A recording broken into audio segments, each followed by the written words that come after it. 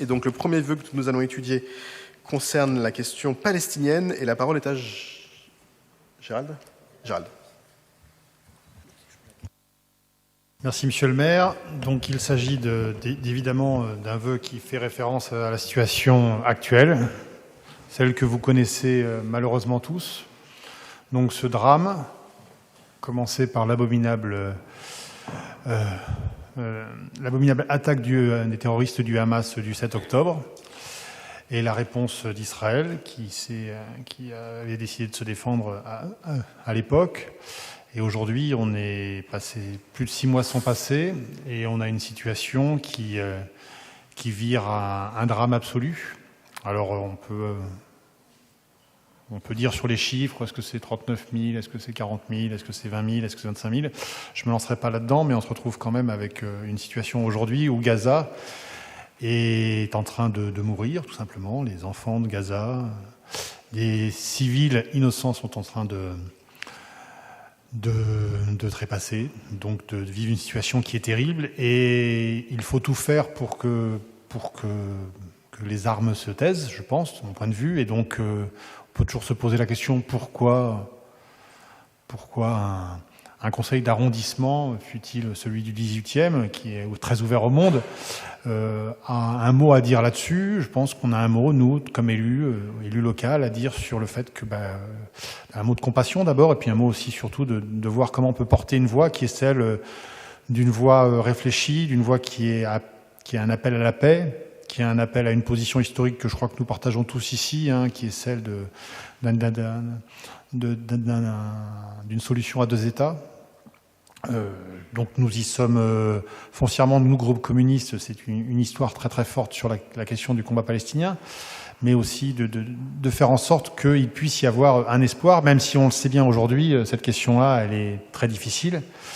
Elle paraît un petit peu réservée aux rêveurs, mais moi, je suis celui qui veut que ça aboutisse. Je ne lâche pas ça. Et pour moi, la paix est un objectif et restera un objectif. Donc, on porte ce vœu qui dit plusieurs choses, beaucoup de considérants, mais qui a une idée force. C'est celui d'abord de continuer évidemment à réclamer sans cesse et de plus en plus fortement la libération des otages.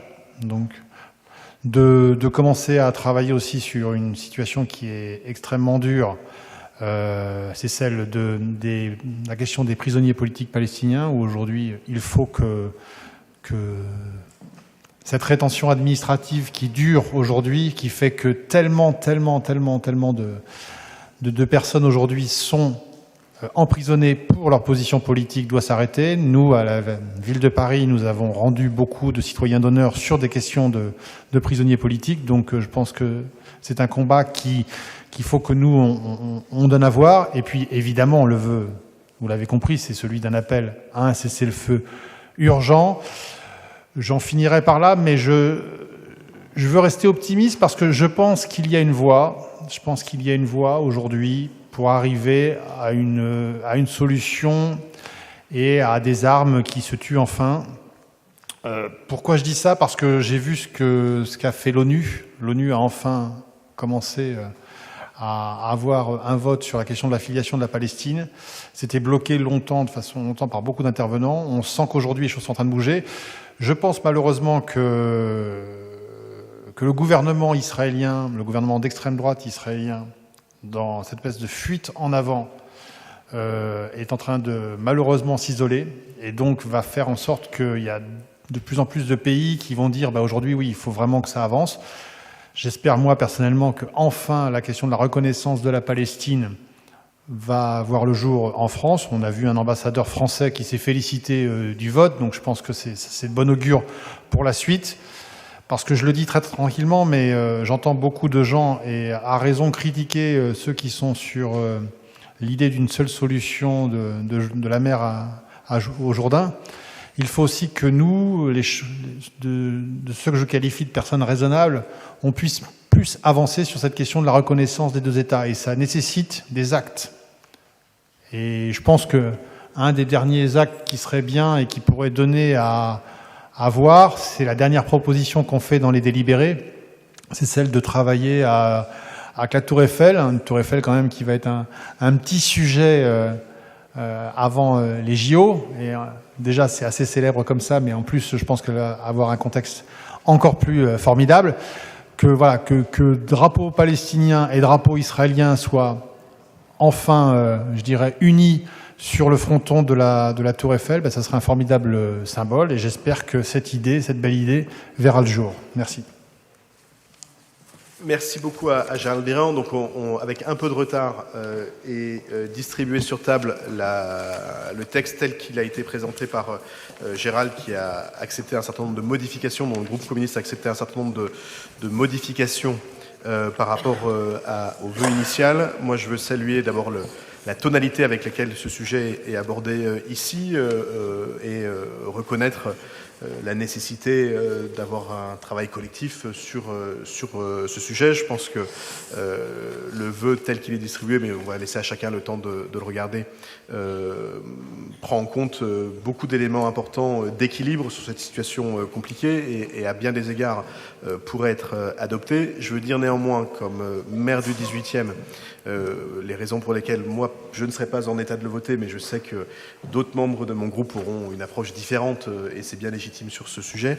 D'abord parce que il me semble que notamment la question de la dénomination et de l'invocation du sujet des prisonniers palestiniens dans les prisons israéliennes n'est pas du même ordre et surtout fait l'objet de débats, y compris en de dimension géopolitique, qui m'amènent à ne pas être totalement à l'aise avec cette position-là. Et par ailleurs, je pense que la question des symboles qui doivent être utilisés revient pour une part directement à la maire de Paris et de toute façon d'un débat qui aura lieu au Conseil de Paris. Donc je pense qu'on n'est pas à ce stade ici en état, enfin en tout cas moi je ne suis pas en état de voter favorablement pour ce vœu. Je pense que les discussions vont continuer d'ici le Conseil de Paris et j'espère aboutir probablement sur une formulation qui ne sera pas très éloignée de la tonalité qui a été celle de Gérald aujourd'hui et peut-être même d'un certain nombre de points, mais au point où on en est aujourd'hui et dans cette attente, comme maire du 18e, je ne voterai pas pour ce vœu, mais je n'ai pas l'explication de vote de mon groupe, enfin je le dis quand même, d'autres membres du groupe font un choix différent et qui est tout aussi légitime. Et donc je vais proposer des explications de vote à ceux qui les souhaitent, peut-être en laissant quelques minutes pour ceux qui ne l'ont pas vu pour lire le texte. Et donc je commence par celui qui l'a déjà vu, Émile Meunier. Merci Monsieur le maire. Mes chers collègues, Monsieur le président du groupe communiste, merci pour donc ce vœu qui évidemment met sur la table la situation dramatique qui a lieu et qui a commencé par le crime horrible du 7 octobre, que moi j'appelle, alors toujours compliqué dans ces dossiers-là de quelle terminologie, moi je dis que c'est un pogrom du XXIe siècle. Et puis il y a eu une prise d'otage par les terroristes du Hamas, une prise d'otage inhumaine et qui se poursuit actuellement. Et donc lorsque nous avons été saisis d'effroi, nous avons tout de suite, les écologistes, dit notre solidarité.